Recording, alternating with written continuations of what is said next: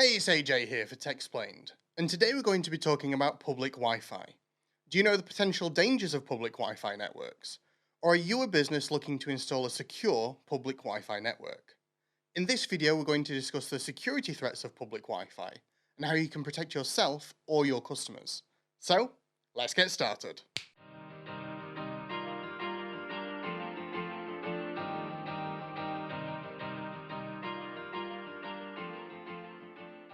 Okay, I know what you may be saying right now. Is public Wi-Fi really unsafe? Well, surprisingly, the answer to that question in many cases is yes. Whilst public Wi-Fi is one of the most common, and in many cases the easiest way to stay connected on the go, whether you're at your favourite cafe or hotel, or even on the train, or especially in remote locations, or in buildings with very poor reception, public Wi-Fi can be very helpful in these instances. Public Wi-Fi is also notoriously easy for potential hackers to spy on you and see a whole lot more information than you'd like them to know. So why is public Wi-Fi so insecure?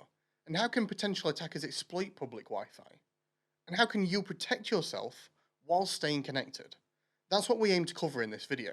Since public Wi-Fi started to become more widely available in the early 2000s, people have become more aware of online security, such as viruses, phishing and data privacy.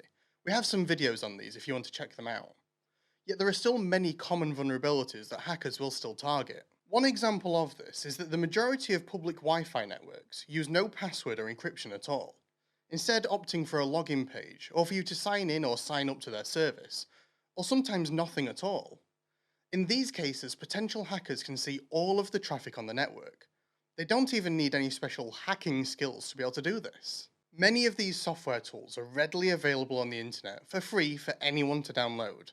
Hackers may also take advantage of sign-in or sign-up pages by presenting you with a fake version of these to capture your password or your personal information. We have a video about password security linked in the description if you'd like to know more about securing your accounts, and also dark web scanning to monitor if your passwords have been leaked online.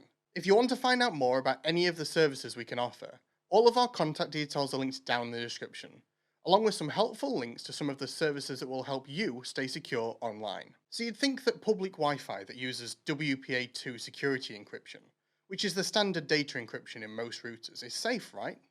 Well, your home network, which uses WPA2, is safe, because only you and your family use the network, and because you only share the login details with people you know and you trust. But on a public network, where anyone who asks for the login details can access the Wi-Fi, this is not the case.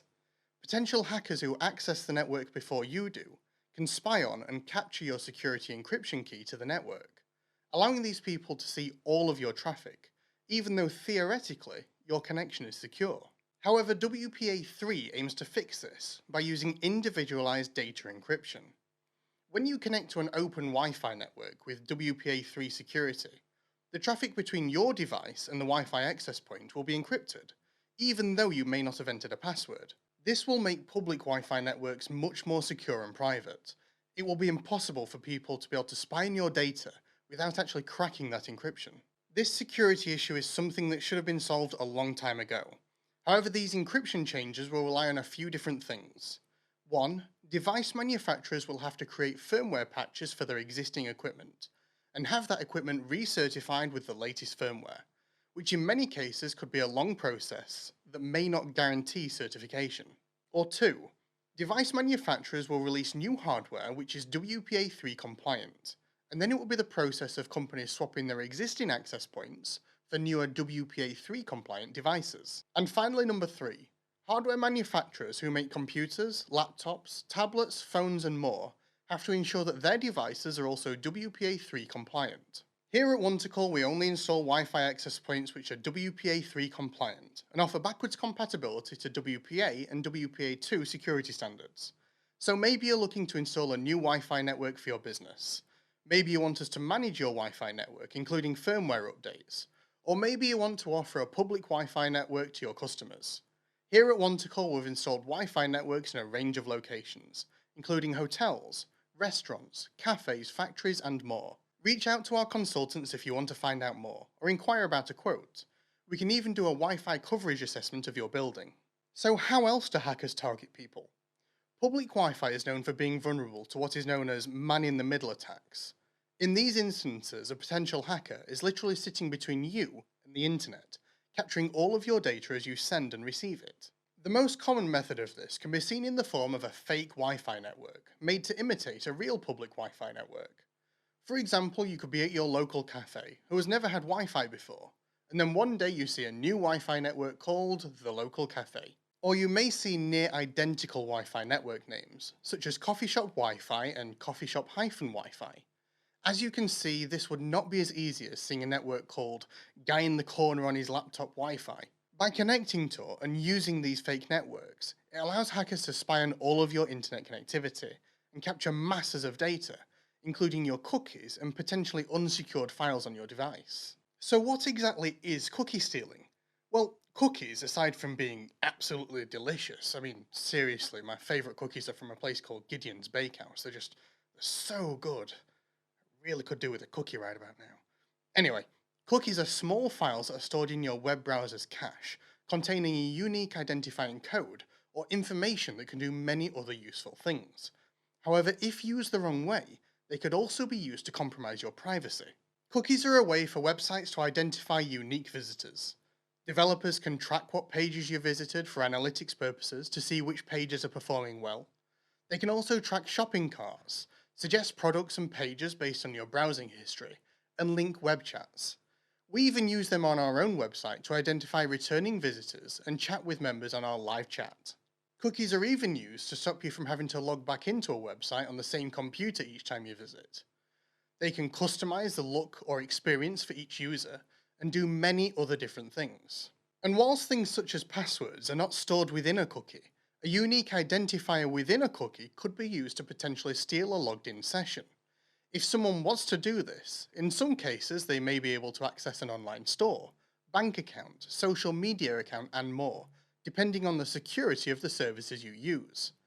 Many cookies are even sent as and stored as plain text behind your browser, meaning that guy in the corner on his laptop Wi-Fi can steal your cookies and your logged in sessions. However, by using secure encrypted websites which use HTTPS can overcome this, as the data sent and received between you and the website is completely encrypted. However, alternatively, you can also disable or opt out of non-essential cookies entirely, as long as you don't mind missing out on some of the features that they offer. So how can you protect yourself?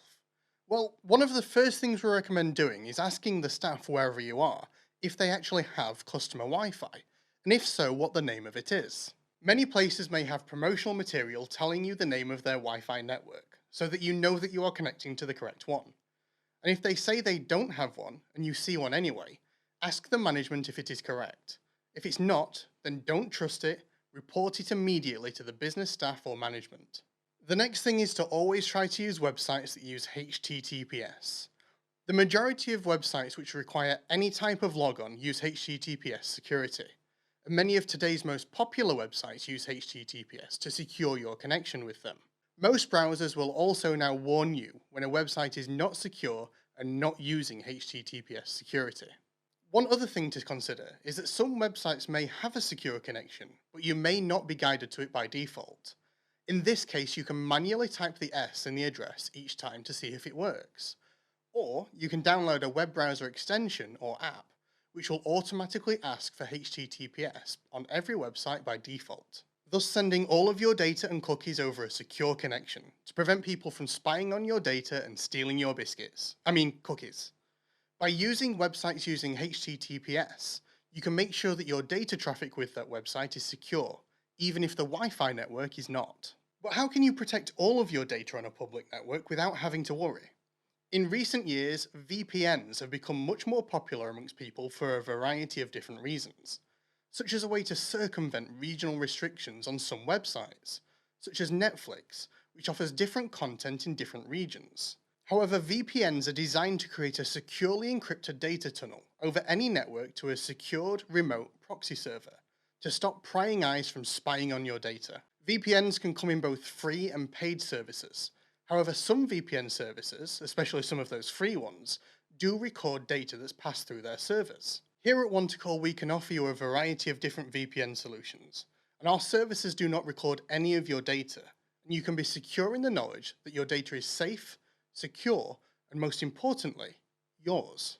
Another way to be able to protect yourself, especially if you're using a laptop on public Wi-Fi, is antivirus or endpoint protection. By using these, you can ensure that the data stored on your device will be secure and protected against malicious attacks. If you'd like to speak to us more about Wi-Fi networks, VPN services, antivirus, endpoint protection, or any other IT services, please reach out to our consultants to find out more. Hopefully you found the information in this video useful. If you have, please give the video a thumbs up, and also share it with your friends, family, and colleagues. You can also subscribe and hit the bell icon to be notified about future videos, such as more of our Techsplained videos or our shorter Tech Bites videos. Until then though, see you soon!